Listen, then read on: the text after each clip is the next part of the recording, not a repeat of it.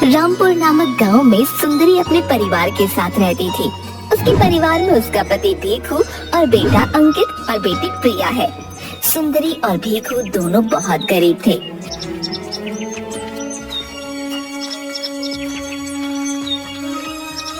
ये दोनों अपने बच्चों को पढ़ाने के लिए खेत में काम करते हैं। मुझे लगता है कि अब प्रिया की पढ़ाई को रोकना पड़ेगा, क्योंकि अब दोनों का कॉलेज जाने का समय आ गया है। पूरे गांव में किसी के बच्चे भी पढ़े लिखे नहीं हैं। सिर्फ हमने ही बच्चों को पढ़ाया है, लेकिन अब बीच में पढ़ाई से रोकना ठीक नहीं है। तुमको ये लगता है कि मैं अपने बच्चों को पढ़ाना नहीं चाहता हूँ? अरे ऐसा नहीं है भाई, मैं भी चाहता हूँ कि मेरे बच्चे पढ़े लिखे हों और बड़े आदमी बने, लेकिन मजबूरी के सामने बच्चों की पढ़ाई लिखाई हार रही है। हमारी मजबूरी के लिए सिर्फ प्रिया को ही क्यों झेलना है? अब मेरी हिम्मत जवाब दे रही है। अंकित को पढ़ाते हैं और प्रिया की शादी कर देंगे, और क्या। ठीक है, जैसा आपको ठीक लगे।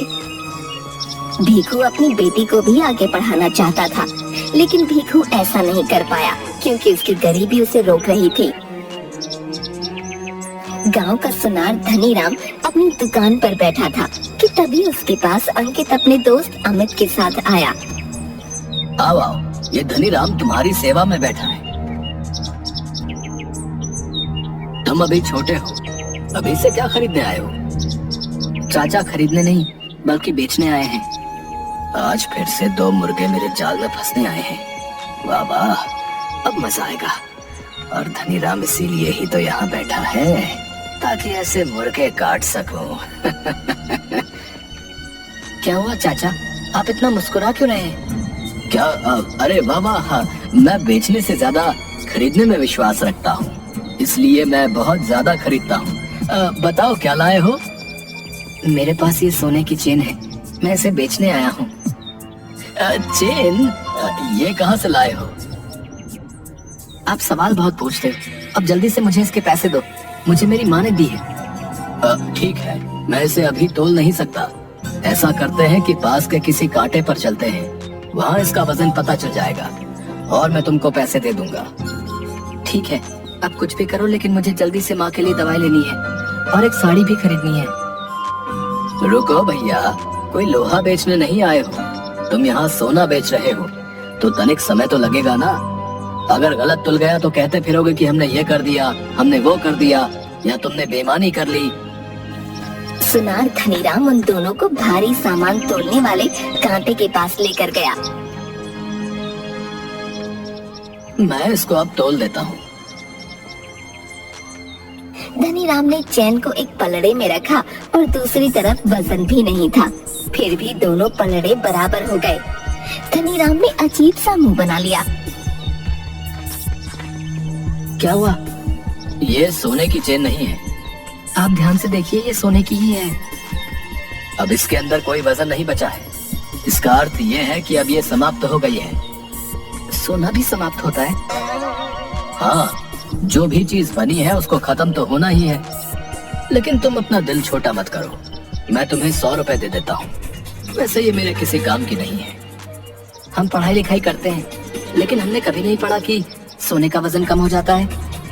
तुम किताबें पढ़ते हो, लेकिन ये हमारा खानदानी काम है, इसलिए हमने सोने के साथ जिंदगी को भी पढ़ा है और तुमको अपने अनुभव से बता रहा हूँ। ठीक है, इसका मतलब मेरे पास से सीधे पड़ गए। बेचारे मेरे काबू में आ ही गए। धनीराम ने 25,000 का माल 100 रुपए में खरीद लिया। अंकित और अमित दोनों दुखी मन से घर चले गए, लेकिन अंकित इस बारे में बहुत ज्यादा सोच रहा था। पिताजी, वो सोने की चेन जो सुनार को बेचने के लिए दी थी, उसका तो सोना खत्म हो गया है। सुनार ने उसके ये 100 रुपए दिए हैं। क्या? वो बेईमान धनीराम पूरी सोने की चेन ठग गया। इससे सारे गांव वाले परेशान हैं। चलिए पिताजी, पुलिस को बुलाते हैं, उन्हें सब बता देंगे। नहीं बेटा, इससे पहले कई लोगों ने शिकायत की, लेकिन बिना सबूत के कोई फायदा नहीं।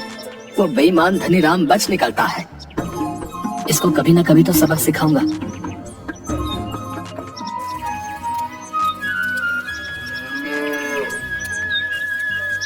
अगले दिन सुबह को अंकित के पिता ने उससे कहा, अंकित, मैं आज तुम्हारा दाखिला शहर के किसी कॉलेज में करा देता हूँ। पापा, लेकिन इतने पैसे कहाँ से आएंगे? तुम्हारी माँ ने अपने सारे गहने धनीराम के पास गिरवी रख दिए हैं। जब तुम पढ़ाई कर लोगे या हमारे पास पैसे हो जाएंगे, हम वो वापस लाकर प्रिया की शादी करा देंगे। लेकिन पापा, वो बेईमान है और अपने माँ के गहने। बेटा, कोई और चारा नहीं था। तुम पढ़ाई पर ध्यान देना, इसके अलावा तुम्हें कुछ भी नहीं सोचना है। ठीक है माँ, लेकिन मैं ये कहना चाहता हूँ कि प्रिया को कॉलेज ना सही तो कम से कम घर से पढ़ने दीजिए। ठीक है बेटा, जैसा तुम्हें ठीक लगे। अंकित शहर में पढ़ने चला गया।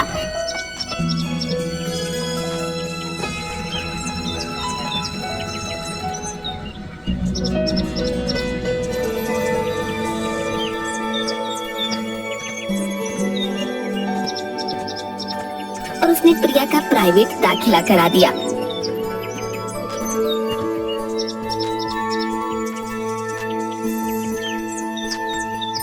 जब भी अंकित घर आता, प्रिया के लिए किताबें और पत्रिकाएं लेकर आता। प्रिया की तैयारी भी सही चल रही थी। कुछ साल बाद भीखू और सुंदरी खेत में काम कर रहे थे। हमारे पास कुछ पैसे आ गए हैं, अब हमें धनीराम से गहने छुड़ा लेने चाहिए। हाँ, हम आज ही धनीराम के पास चलते हैं, क्योंकि कुछ दिनों में प्रिया की शादी है। हाँ, धनीराम बहुत बेईमान आदमी है। अब उसकी बेईमानी के किस्से सब तरफ मशहूर हैं। मुझे तो बहुत चिंता हो रही है, कहीं वो हमारे गहने बदल कर नकली ना दे दे, क्योंकि गांव के बहुत लोगों के साथ वैसा कर चुका है। तुम बेवजह ही इतना परेशान हो रही हो, वो हमारे साथ ऐसा नहीं करेगा। दोनों पति पत्नी अपना सारा काम खत्म करके धनीराम के पास गए।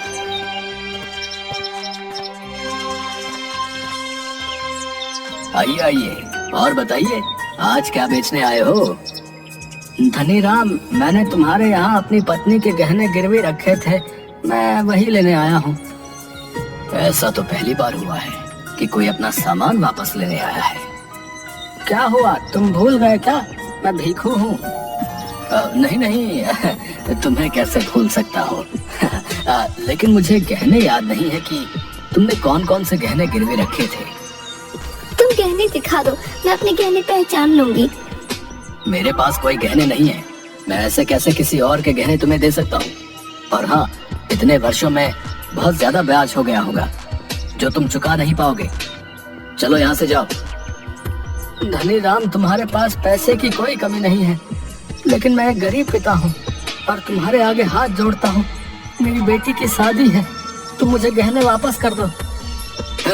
चलो यहाँ से जाओ, मेरे पास कोई गहने नहीं है। एक बार कह दिया समझ नहीं आता क्या? मैं गरीब बाप हूँ, मुझे अपनी बेटी की शादी करनी है। हाँ हाँ, जाओ जाओ, मेरी बेटी की भी शादी है।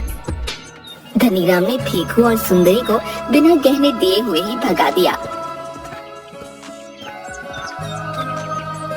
पूरा गांव धनीराम से परेशान था। उसने सभी लोगों के साथ धोखा किया था।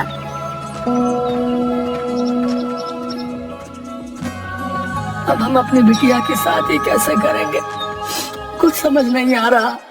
इस बेईमान सेठ को हम गरीबों को लूट कर क्या सुकून मिलता है। आप परेशान मत होइए, भगवान सब ठीक करेंगे। हमारा सही समय भी आएगा और इस सेठ को सबक भी मिलेगा। धनीराम अपनी बेटी के विवाह से एक दिन पहले सारे गांव को दावत पर बुलाता है। सभी लोग अमीरों की शादी देखने और अच्छा खाना खाने जाते हैं। सब कुछ अच्छे से चल रहा था।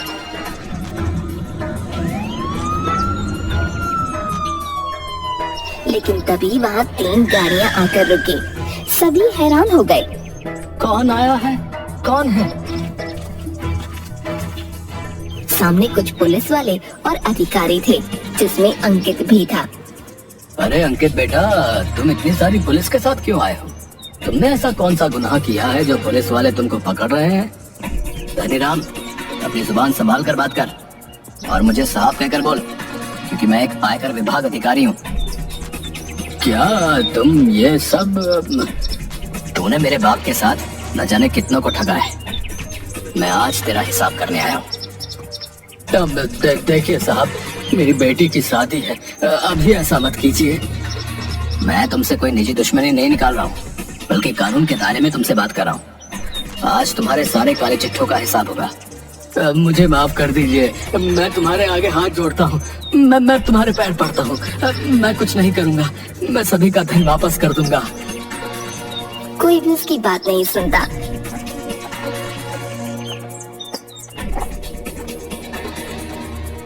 सभी टीम के सदस्यों ने धनीराम के घर और दुकान पर छापा मारा, जिसमें बहुत सारा अवैध धन पाया गया।